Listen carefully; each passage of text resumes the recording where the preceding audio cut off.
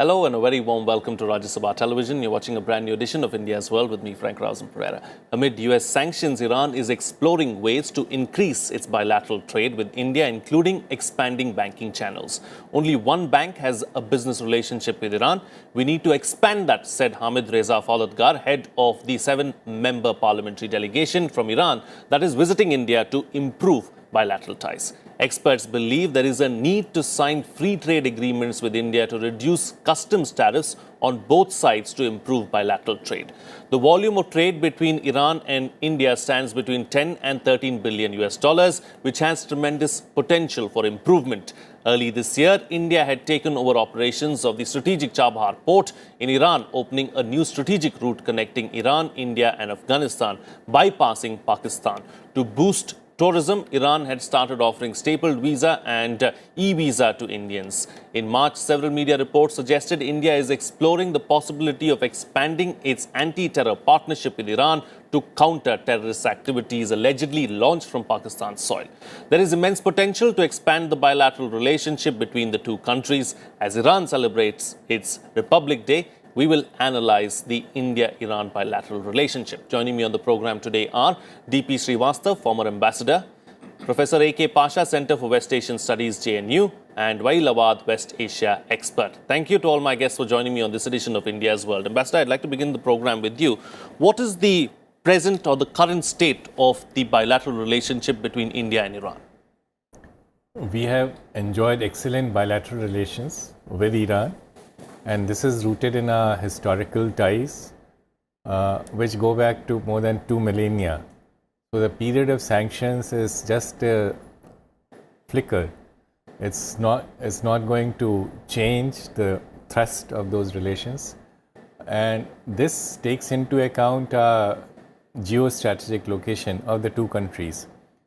Iran is our neighbor's neighbor. So there's bound to be a community of interest.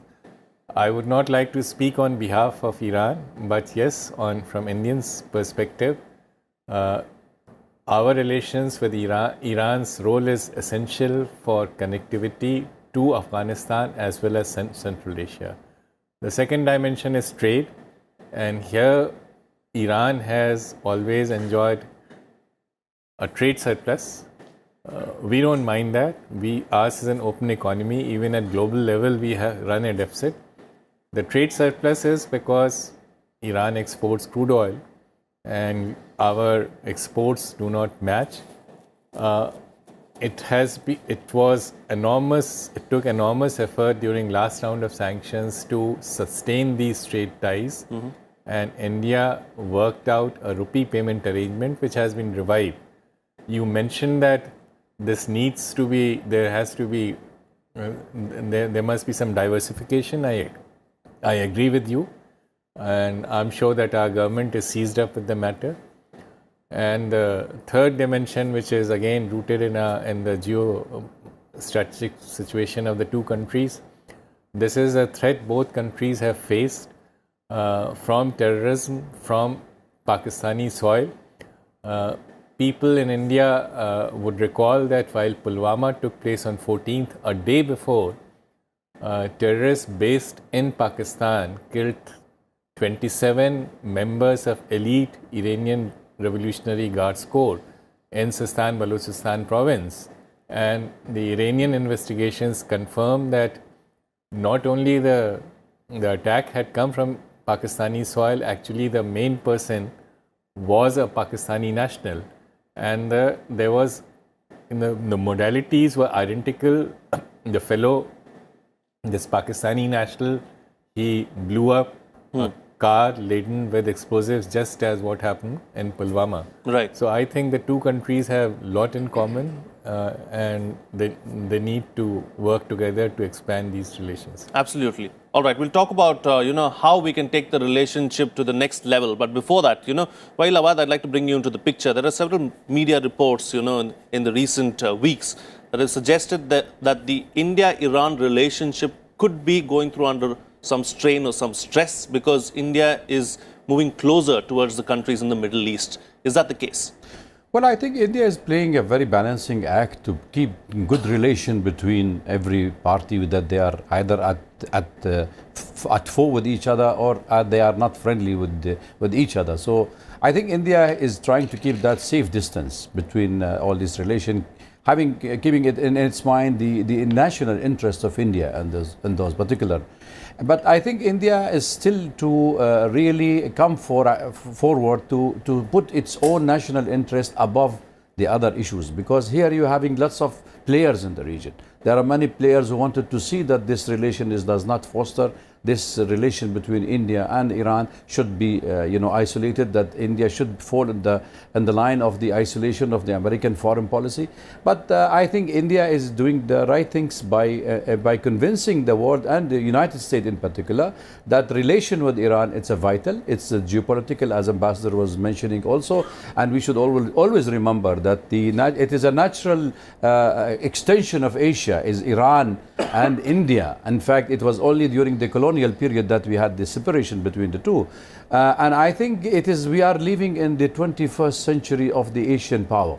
And India as an emerging power in the region and a major player in the international affairs, I think should be in a position to keep every party at peace, at bar from the internal affairs of Indian affairs, at least, and India can maintain its sovereign foreign policy in regards to regional players. I think that will be good for India, because if you look at the advantage you get from supposedly, if you are not under the American pressure, imagine if there is a gas pipeline coming all the way to India from Iran. How much could be the reduction of the taxpayers in India? How much India will benefit out of it direct line? But because of the American, you are under the tremendous pressure. And I think India will be in a good position to keep this relation going strong despite the American threat. Right. Talking about the Americans, Professor Pasha, how much of an impact have the US sanctions had on Iran, and how important is it for Iran then, to boost its relationship with countries like India and others? Yeah, the Americans have imposed sanctions right from the day the Islamic Republic was established way back in '79.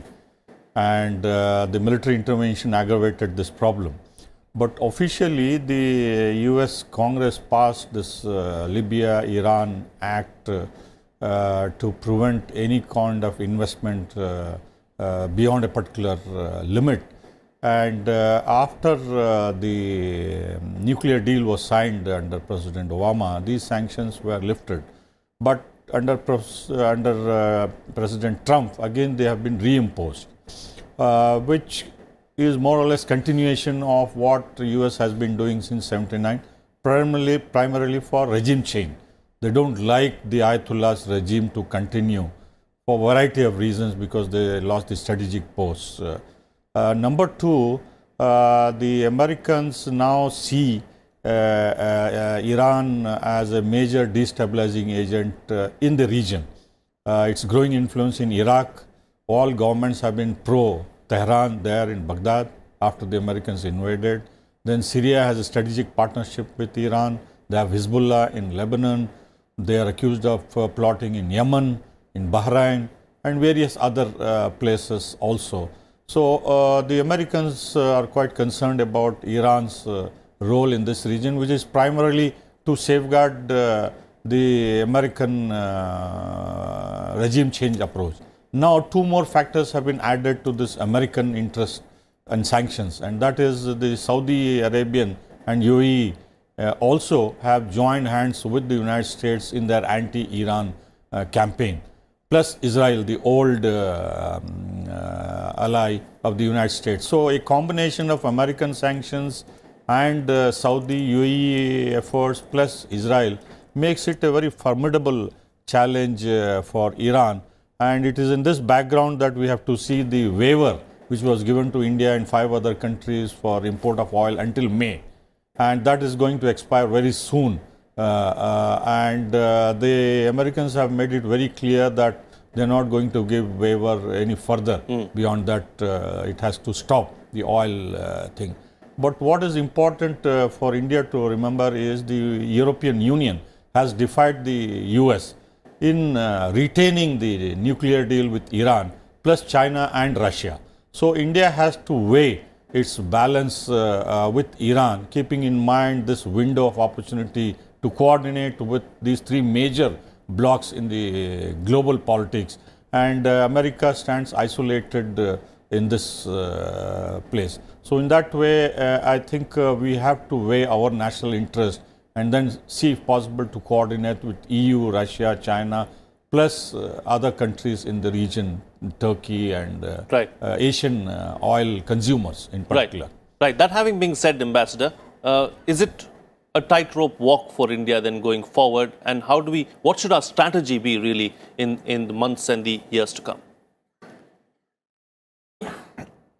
Well, you put it very well. It's going to be a tightrope walk, but it is in the interest of both Iran and India to sustain this relationship, especially at this juncture when Iran is in a difficult spot. India's relationship with Iran is rooted in this region, AFPAC region, and it is our attempt is to insulate it from our relationship with the countries in the Arab world and beyond. And but in this region there is certainly a convergence, and Iran realizes it. The situation in Afghanistan is worsening, and it is as much in Iran's interest as in India's interest that Kabul has a stable regime which can withstand the pressure from Taliban. As of now, there is a slight dissonance between the Iranian and the Indian positions on Afghanistan. But going forward, we hope that Iranian position will come in line with our position, as it happened during the 90s when both India and Iran opposed Taliban government in Kabul. Right. So that having been said, Wailawad, why is the United States so keen on this particular region? Because the Trump administration is talking about, pulling troops out of Afghanistan, getting out of Asia, really not having, foots on the ground here in Asia, but yet they seem to be so keen on what's happening with Iran and others. What's the issue really? I think the issue is Israel, because the Israel dominance in the region has to be retained and has to be protected by the United States foreign policy. If you can see what President Trump have declared, the Golan Heights, Golan, Syrian Golan to Israel. I mean, this is something which is out of the context of the American foreign policy as a peace broker in the region. So therefore, if you see it from those angles, I think we should a little bit remember that the American foreign policy toward the region has always been Israeli-centric, oil and gas, and that's the second source, and the army. So arm industry is very much strong. Then they are selling arms to the Gulf state because they are creating an enemy, and the enemy is Iran. So anti-Iran bloc is building, as Professor Basha was putting it on. But let me remind you and the viewers. I mean, in the 80s when the Contra gate was open, when the American did business, and the Israelis, by the way, did business with the Iranian in 1981 and 82, they sold them arms. So they were under sanction, yet they were doing their business because it served their national interest. And that money which they have generated out of the business, they armed the Contras in Latin America. In a similar fashion, they have done also with the Myanmar. Myanmar was the India position, has always been there, that we have a strong relation, we have a national asset, we have a national interest to keep our good relations with Myanmar. Here, India position was vindicated, that India has a very strong position toward Myanmar, and everybody now coming forward with Myanmar. Why can't be with Iran? So Iranian issue is a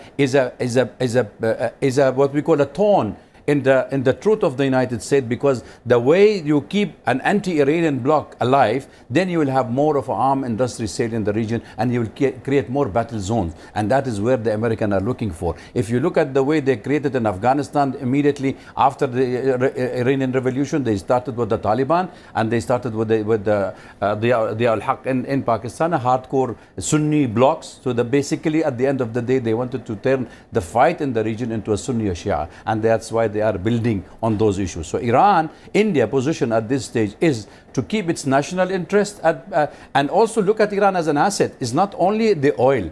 You know, not only politically, it's economically, it's historically, everything is a basket. India has to see it from those angles. And that is where India should weigh its position as an emerging power in Asia and a stabilizing power as well, that to tell the United States and its allies that, look, it's a time that we should have a stabilized South Asia, because you cannot have a prosperity if there is a problem in Taliban, in Afghanistan. Taliban, they are talking to the Taliban now because the American wanted, but they remove the Taliban when they want.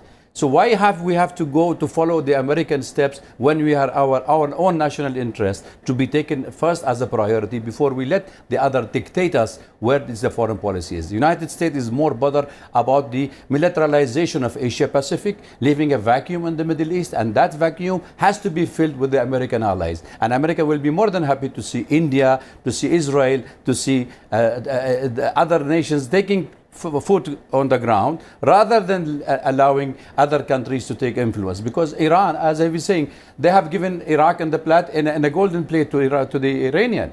The same thing in Syria, the same thing in Yemen, because the policy of the United States is to create an anarchy in those regions. And now this sentiment, anti-Iranian sentiment, is building up. So again, they will remove them. So it's a kind of a process, continue battle zone. So it's a cyclic process is what you're suggesting. Okay, absolutely. Right. So Professor, so what are the areas of convergence then for India and Iran, and what should we focus on? Yeah, just before I answer that, there are two more factors. One is the Americans are worried that their allies like UAE and Saudi Arabia are being encircled by Iran, from the northern tier to Bahrain to Yemen, and Oman also, which has close relations with Tehran.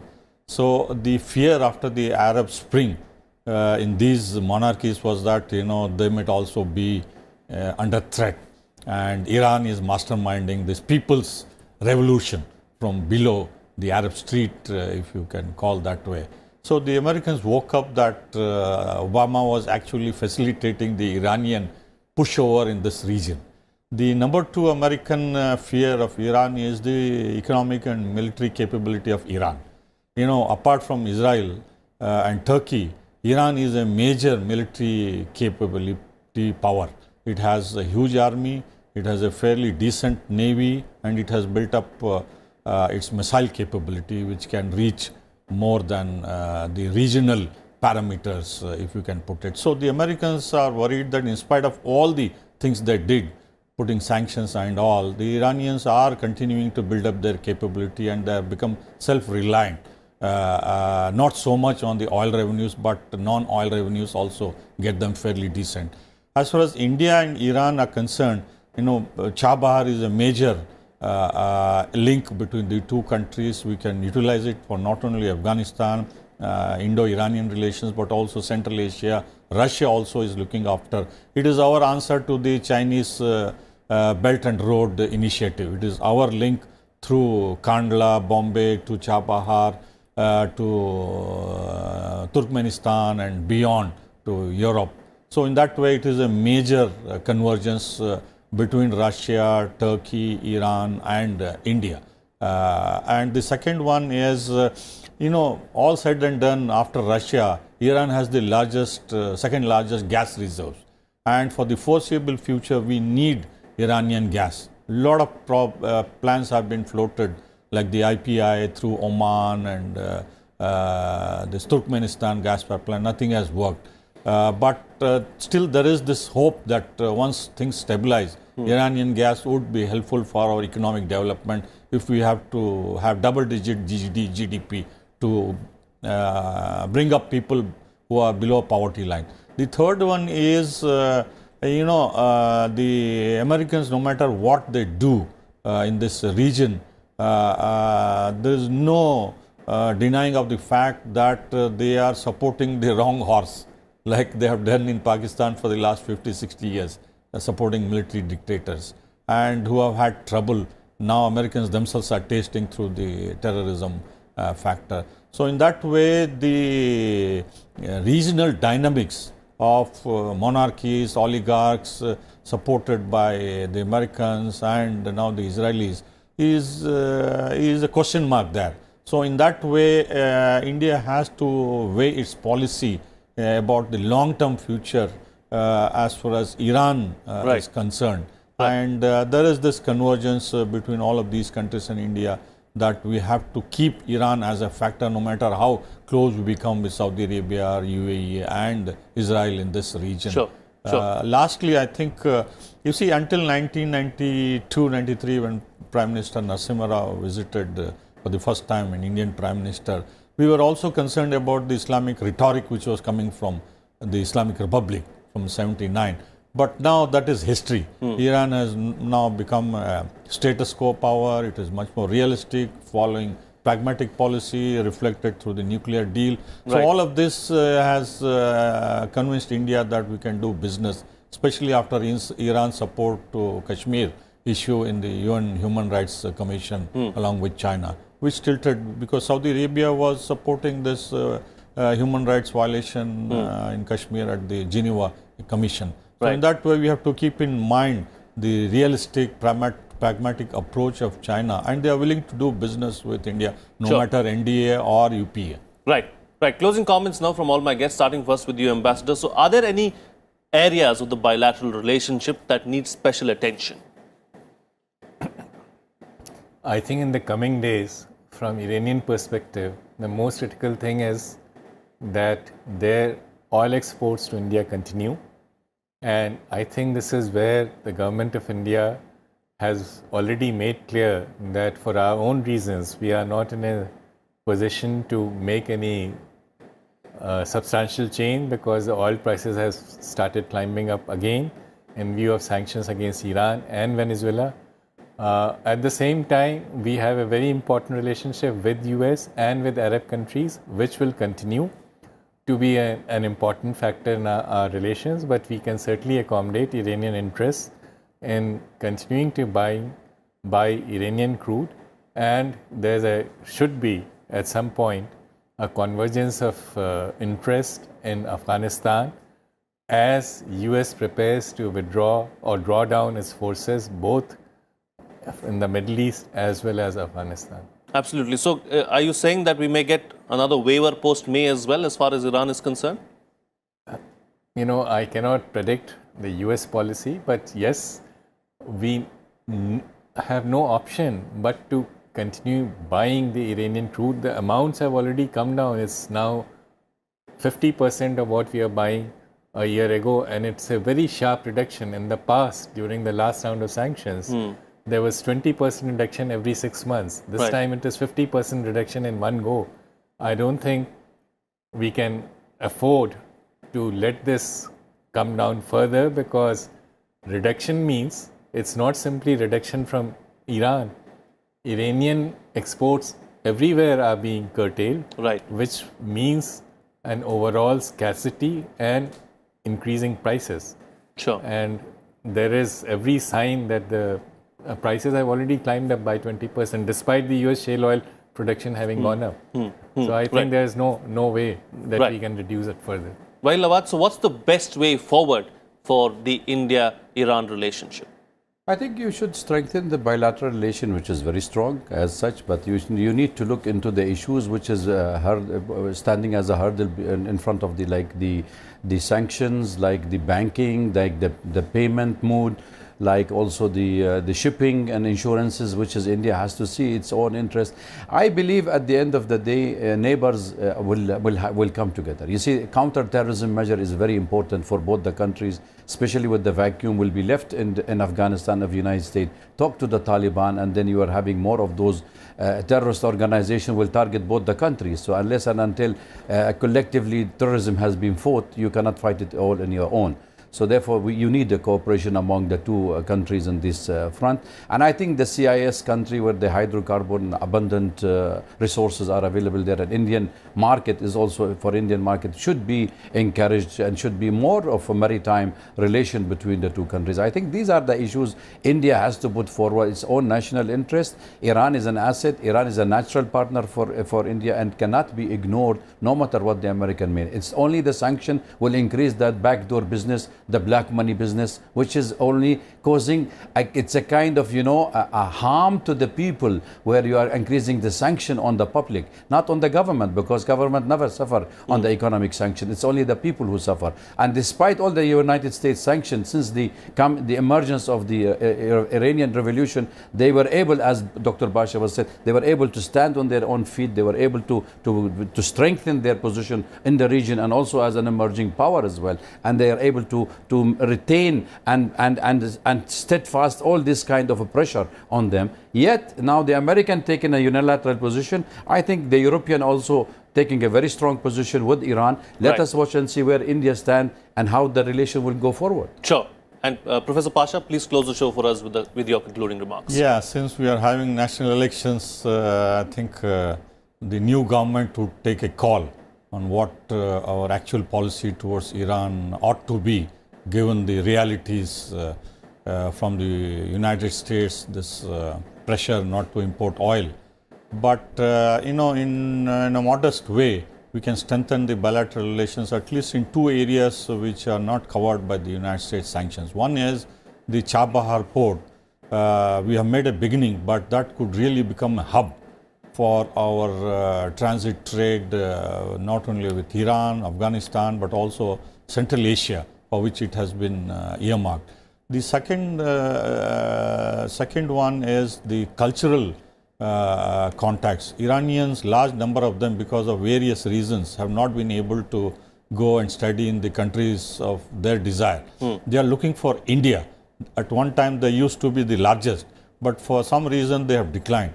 But they want to send more and more Iranian students to come and study in various fields in India. I think that needs to be revived. And the third one is the tourism. The Iranians are willing to have a luxury ship connection between their Gulf Coast, Bandar Abbas or Chabahar with Bombay or Kandla. Right. So tourism also has great potential between the two countries. And these are not covered by the sanctions, sure. No matter what the United States wants the countries to do. So in these two, at least beginning could be made. There is potential. All right. All right. There is immense potential really to bypass some of these sanctions as well, and to ensure that the Indo-Iran bilateral relationship reaches new heights, is what the panelists are suggesting. With that, it's a wrap on this edition of India's World. Thank you to all my guests for joining me on the program and putting things into perspective for us. We'd like to hear from you as well. Do share your feedback and your suggestions with us. Our email ID is indiasworld.feedback@gmail.com. You can also tweet to us using our Twitter handles at FRP09 and at Rajya Sabha TV. That's it from me. See you again next time.